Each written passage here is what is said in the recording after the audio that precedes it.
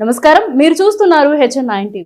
తిరుపతి జిల్లా నాయుడుపేటలో ఏపీ విద్యాశాఖకు బంగాళాఖాతంలో ఏర్పడిన మిచాంగ్ తుఫాన్ తీవ్రత కారణంగా ఓ మోస్తరు నష్టం జరిగినట్లు విద్యుత్ శాఖ ఏడీ శేఖర్ తెలిపారు.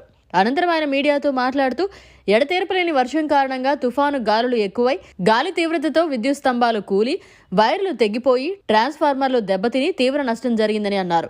అంతేకాకుండా విద్యుత్ లేని కారణంగా 2 రోజులు ప్రజలు ఇబ్బంది పడ్డారని అన్నారు. విద్యుత్ శాఖలో పనిచేస్తున్నటువంటి ప్రతి ఒక్కరు కూడా శ్రమించి తుఫాను తీవ్రతకు ఎదురెళ్లి కష్టపడి పనిచేశారని అన్నారు. తుఫాను తీవ్రత తగ్గిన మరుక్షణం విద్యుత్ సరఫరా ఇవ్వడం జరిగిందని అన్నారు. నాయుడుపేట రూరల్ పరిధిలోని పొలాల్లో రైతులకు పెట్టిన ట్రాన్స్ఫార్మర్లు కూడా తుఫాను కారణంగా దెబ్బతిన్నాయని ఆయన తెలియజేశారు. తుఫాను కారణంగా ఎలాంటి ఇబ్బందులు రాకుండా ముందుగానే చర్యలు తీసుకున్న విద్యుత్ శాఖ సిబ్బందికి ఏడీ శేఖర్ ధన్యవాదాలు తెలియజేశారు.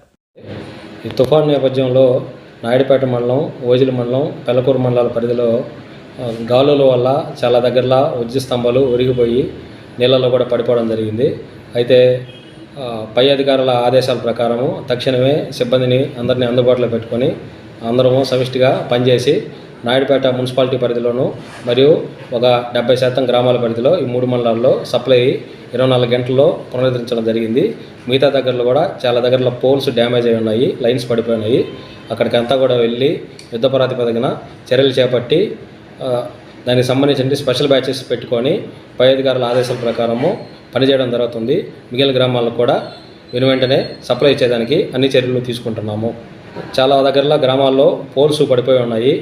దరిదాపులు 200 పోల్స్ దాకా పడిపోయి ఉన్నాయి. ట్రాన్స్ఫార్మర్స్ కూడా అగ్రికల్చర్ పొలాల్లో కూడా కొన్ని ట్రాన్స్ఫార్మర్ పడిపోవడం జరిగింది. దీనికి సంబంధించి నష్టాన్ని అంచనా వేయడం జరుగుతూ ఉంది. ముందుగా గ్రామాలకి లైటింగ్ లోడ్ సప్లై, అదేవిధంగా వాటర్ వర్క్ సప్లై, దీన్ని ప్రయారిటీ బేస్ మీద తీసుకొని ఇవ్వడం జరుగుతూ ఉంది. దీంతోపాటు పొలాల్లో వాటర్ తగ్గిన వెంటనే అగ్రికల్చర్ సప్లై కూడా రిస్టోర్ చేయడానికి ప్రయత్నం చేస్తూ ఉన్నాము. మరిన్ని అప్డేట్స్ కోసం మన HN9 టీవీ ఛానల్ని సబ్స్క్రైబ్ చేసుకోండి.